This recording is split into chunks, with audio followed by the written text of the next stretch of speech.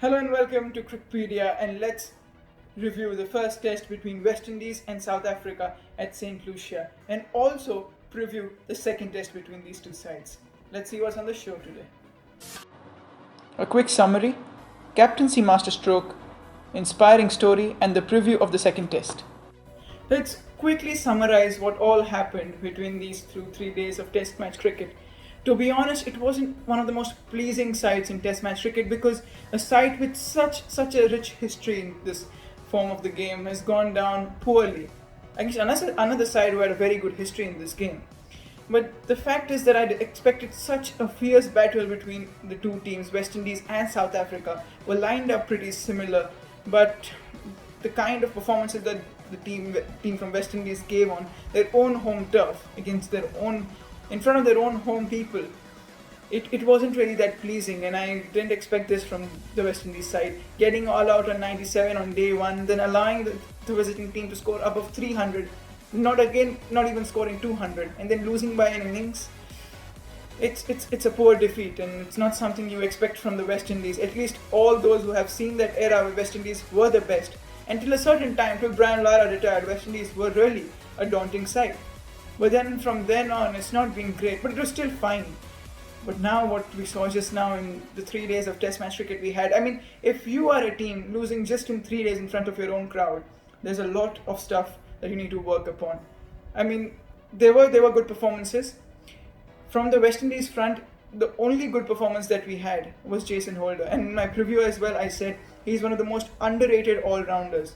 And he's certainly a fine prospect when it comes to West Indies cricket. And he again proved it. He took 4 wickets in that one innings, kind of put the pressure on South Africa, tried his best to, but in the end he didn't have that much support, that pressure was properly exerted, and it wasn't.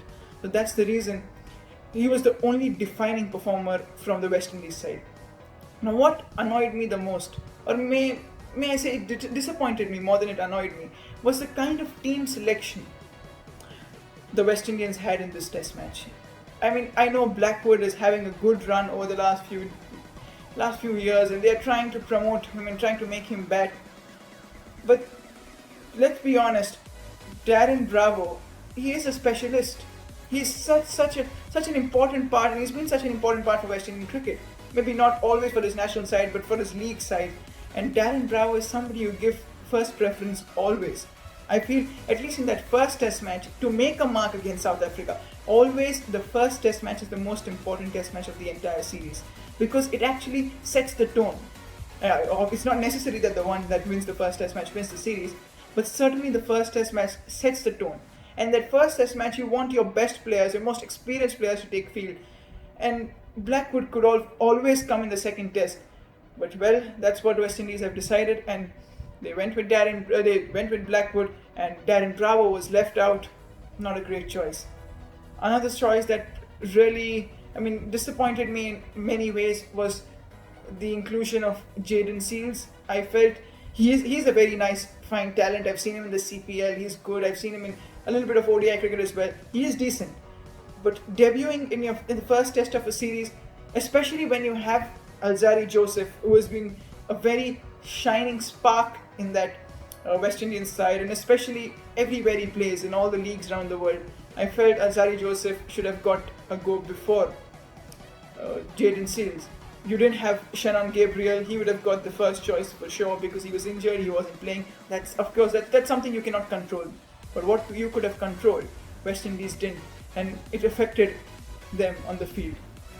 Now let's talk about some positives from the South African side. 3 batsmen were fantastic when South Africa came into bat in that first innings of there. You had Aiden Markram, as always, showing solidity at the crease, playing good shots, scoring a well mid-60. Then you had Rassie van der Dusen, very, very fine find, as I said in my preview, and he again scored a very decent 46 against a good tall West Indian bowling lineup, and he was there, he stayed there, kind of controlled the innings from one place and from one end, which allowed his partner, who scored 100 in this test match, to score freely. And Quinton de Kock was just magnificent with the kind of stroke play he had through covers. He was flicking the ball through his pads. Quinton de Kock was brilliant in this test match, and he's certainly a very big positive for South African side. He's the most experienced batsman in that entire lineup, and he has to live up to his expectations. Well, he did. What about the South African bowling front? He had 2 5-wicket hauls. In the first innings, Lungi Ngidi showed why he's such a special player. Then you had Anrich Nokia taking 4 wickets. In the second innings, Kagiso Rabada took 5 wickets. And Anrich Nokia again took 3 wickets. And in my preview, if you remember, I said that this West Indian side is going to face this South African bowling as bullets, because South Africa's bowling is their strongest department in this series, and it did work and it did live up to its expectations. South Africa's batting was perfect, its bowling was perfect, and the third prospect I talked about in the preview was the debutants. They went with 2 debutants and both played well. I mean, Keegan Peterson and Veron, both were decent on debut. They didn't have the greatest of performances, but looked quite confident when you saw them on the field. And well, South Africa have done well, and this is what summarizes the first test. Was there any master stroke in this test match? And if there was one, it was Dean Elgar who pulled off that master stroke of winning the toss and electing to bowl first. It's not something you always do in test match cricket, but he looked at the pitch, he felt it's going to seam, it's going to swing. As I said in my preview, St. Lucia tends to produce green wickets, and it's always assisting the bowlers. And well, Dean Elgar realized that his fast bowling, the crop of fast bowlers that he has, can do serious damage when they get a pitch that they like, and that's what happened. The South African bowlers completely took full advantage of that pitch, and West Indies all out for 97 in front of their own home crowd. Is there any inspiring story in this first test match? Individually, there wasn't any really inspiring story in this test match, but certainly from a team's point of view, this win for South Africa is very inspiring for world cricket. You cannot see South Africa go down. I mean, the first test match I remember seeing South Africa play was when they played against India in 2010, and Jacques Kallis got a double 100. A.B. de Villiers got 100. Hashim Amla got 100. That was the kind of South Africa we remember. Growing up till 2018, South Africa was just like that with those 2 home series wins against India and Australia in March. But after that, it's just gone downhill, because obviously when your greats retired, you had retirements from A.B. de Villiers, from Dale Steyn, from Hashim Amla, the greats of the game. Everybody retired at one go. South Africa were finding themselves in a very, weird spot where they didn't know whom to go for, which player to select in this side. But this South African team from here can really make a good mark, because their bowling has lived up to the expectations of what we used to call the best bowling crop of Philander, Steyn and Morkel. Well, Ngidi, Rabada and Nokia is equally lethal. And their batting, maybe not as good as Kallis, de Villiers, Amla, but it's certainly living up to the modern day expectations. And slowly they may cross the seniors. Well, Quinton de Kock, Aiden Markram, Dean Elgar, all of them start scoring runs consistently. The South African side can upset big teams and can get back the respect that it had in world cricket. Now, what do we expect from the second test match between these two sides? The first one not being the greatest of matches, because it was a one-side domination from the South Africans. They completely blasted the home side off their own home turf. Not something you want to see, but well, it was the fact, it did happen. Now, the second test match, it's happening in the same venue. St. Lucia tends to produce greenish wickets, as I said. They're mostly going to play on a new pitch for sure.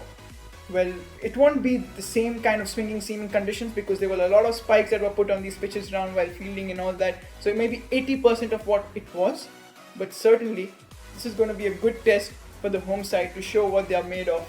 Can the West Indians bounce back in style, because they have lost by an innings, which is not something to be proud of. It's poor, but that's the fact. But that's the reason I'm saying this is a big chance for the home side to show that even they are an upcoming side, and they can be a lethal threat in world cricket in the upcoming years. And that's why I'm really looking forward. I hope the one thing I look for the West Indies to change in their side is their team selection. Probably a better team selection. Maybe Shannon Gabriel is back. Let's hope for that. And if he's back, this side can really create a havoc on that field. Because the first look was good. Only a few team selection issues. Well, if they are solved, it's great. What for the South Africans? Nothing. They're doing absolutely right. They should move on from here. Be consistent with their team selection. If you give your team a kind of stability structure, showing them that, you know what, we won't leave you if you don't perform. They perform well. They are not scared of getting dropped. And that's the reason South Africa should now maintain this winning combination. Everything will automatically fall in place. If you enjoy this cricketing fun, do like, share and comment. And to know more about my upcoming videos, do subscribe Crickpedia and hit the notification bell. Thank you.